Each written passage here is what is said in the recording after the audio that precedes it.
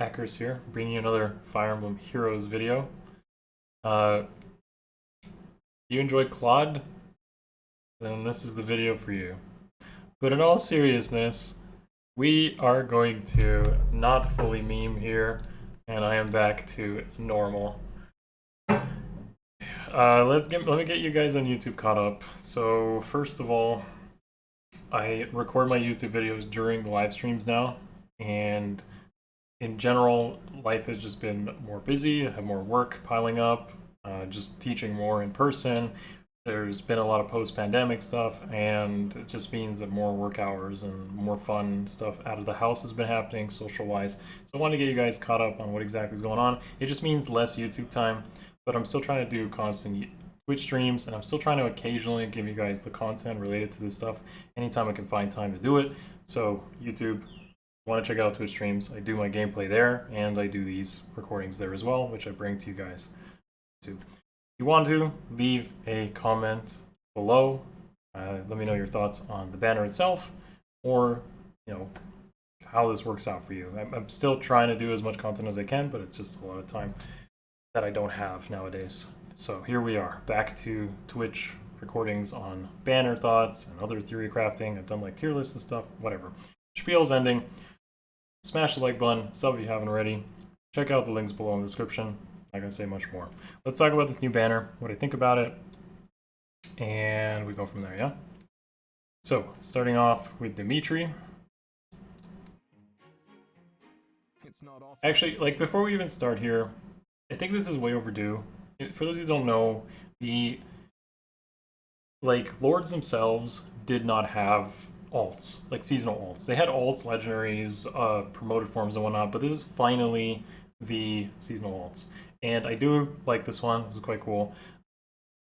It's an axe though, so he kind of like stole Edelgard's role. Okay, Dimitri. Alright, so first impressions here. He keeps his preference B skill. And we're going to see this theme continue to happen. I believe he was a Green Axe Cav, just to double check. Yeah, Green Axe Cav. So that does compete with some other good contenders, such as, of course, recently Roy released, and Summer Shida, Odor, for example. There's some really good Green Axe Cavs that namely come to mind, but the fact that he does come with Atrocity, and he has built-in Canto Rem, is a great start.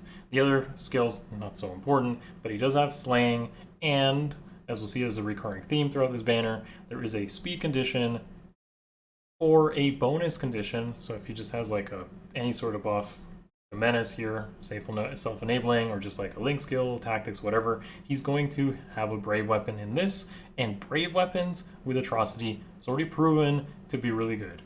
Atrocity with like brave weapons is amazing. It already works with legendary Dimitri's version, so the fact that the Cav version has it with Canto built in just makes this already much better, I think. I mean, legendary Dimitri's gotten really a lot of buffs lately with Vital Astra, Space Smoke 4, and he was already really good with something like Flashing Blade 4, Ninja Katanas, Ninja Yaris and such, so I do think this is quite viable as an option. However, it's probably better for something like Summoner Duels and maybe AR Offense. It's a threat you gotta respect on AR Defense, but it's not going to be what I'd call the most interesting unit of this banner. It's just going to be one that I would respect moving forward. You cannot win. I like how his weapon went from like a lance to an axe, but it's like not. It's literally the same weapon. Like he's using it. This is clearly a lance, or like it's supposed to be Arid Bar, I think, or whatever. Nice, I guess. Let's just throw justifications wherever we want. Thank you for inviting me to the beach. I can't wait to enjoy. Okay, so Poe's Tome Micaiah, very similar to Lysithia in this case. Sunshine.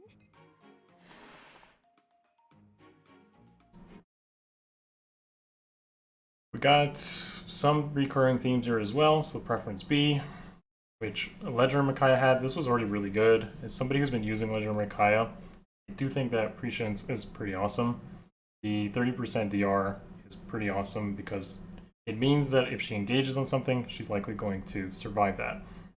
But that works really well because it works with an auto double and a brave effect that are res checks.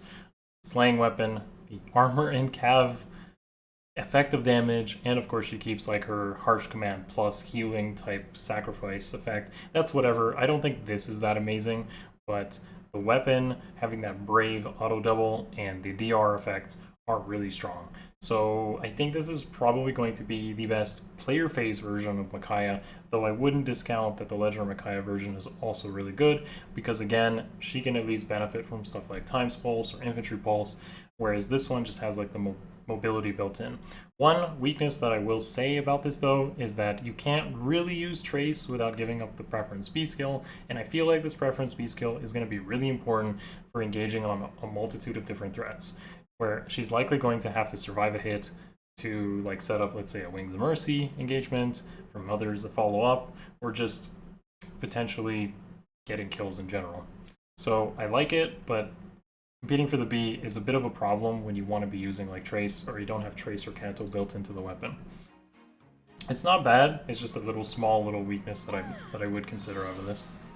Either way, these are high quality units, and if you're going to be sparking them or picking them up in one way off this banner, I don't think you'd be disappointed so far in either Micaiah or Dimitri. You'll find lots of use for them.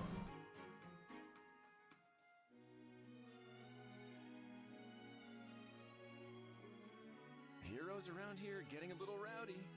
I'll let them know we're aiming for a more... So for those who don't know, this is a 4-star focus, which is a pretty big deal. laid back vibe. Flyer Dagger, Blue Dagger is kind of whatever. But as a 4-star focus that comes with speed, defense, rain, that's kind of a big deal because that fodder is really good and going to be thrown around.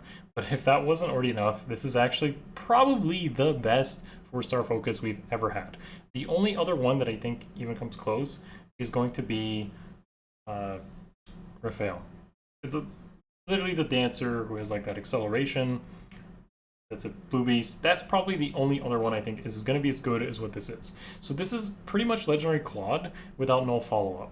Now that is a problem. I do think lacking no follow-up is a bit of a weakness, and you're going to want to work around that by either running, let's say, like Fallen Lilith to give no follow-up, potentially Legendary Violet, depending on how you use them, or just like even potentially swapping out the weapon for Courtly Fan are all potential alternatives to running Claude more consistently.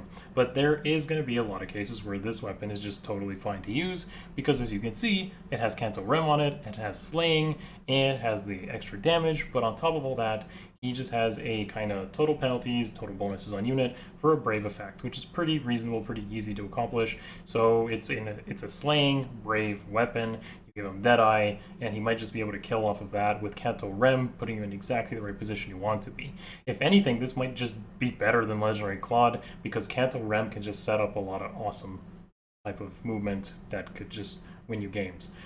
Fallen Star, being that Legendary Claude was restricted to Earth Season and something like AR, meant now you can build your own Legendary Claude at 4-star focus and just grab lock-in teams combined with safe defense. I think that's strong. That strat in general is just really good.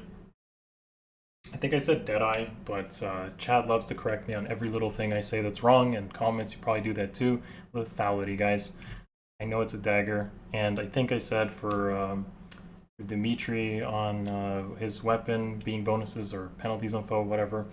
These are little things. This is why it's just freestyle. I'm not really going through the recording. You can feel free to correct me if you want, but again, I'm talking about the unit from a general perspective, and this is a very good one. So honestly, I like it. I think even at +1, he does really well. And you can't really go wrong with that, honestly. Like, 4-star focuses are less expensive than something like 5-star exclusives. So if you really did want something that is going to help a lot to strats, then a unit that does like Grav, that has Canto built in, that can use lethality, that's a fairly good color. Like, blue is okay, I'd say, in the meta. I think you'd want to be green, ideally, to break through Brave Hector and Adun, because they're the most common far saves you'd see on air offense. But using like lethality charged up with something like potentially Valoria or Raphael can make that far more consistent. Finally, we have Edelgard, not an axe, or I guess a beast. I don't know why Altina is a harmonized unit again, but sword armor. I wish you luck. I'd say that this is the most interesting unit of the banner, and not because it's the actual harmonized like dual unit of the banner, but because they're designing an armor to not just use saves and call it a day. So I'm gonna talk about Assault Troop last and why it's the most interesting thing of this banner, like everything here. But first we'll talk about just everything that else is recurring here. So we get Raging Storm again. Again, preference B found on the legendary versions. Raging Storm is already really good, but it had some consistency issues with legendary Edelgard that I think get ironed out in this alt form. Raging Storm is just very strong because there's not a lot of units that have 3 actions. If you don't understand what I mean by actions, I mean like the Gale Forces really appreciate, or just in general, units can just clean up, do some crazy good player face type strategies, and Raging Storm is good for that. The solo condition's a bit annoying, which because you can't really use it, let's say, can't like replace it with Wings of Mercy, but this version of Edelgard, as we'll see in a moment, is going to be fine to be able to engage, I'd say, as a melee unit, compared to Legendary Edelgard, who's going to have mobility or issues getting into position. This one, we're going to talk about that, not as much of a problem. First of all, slaying is another consistency issue that's ironed out between the legendary version and this version. So the slaying brings the Gale Force down to 4 charge.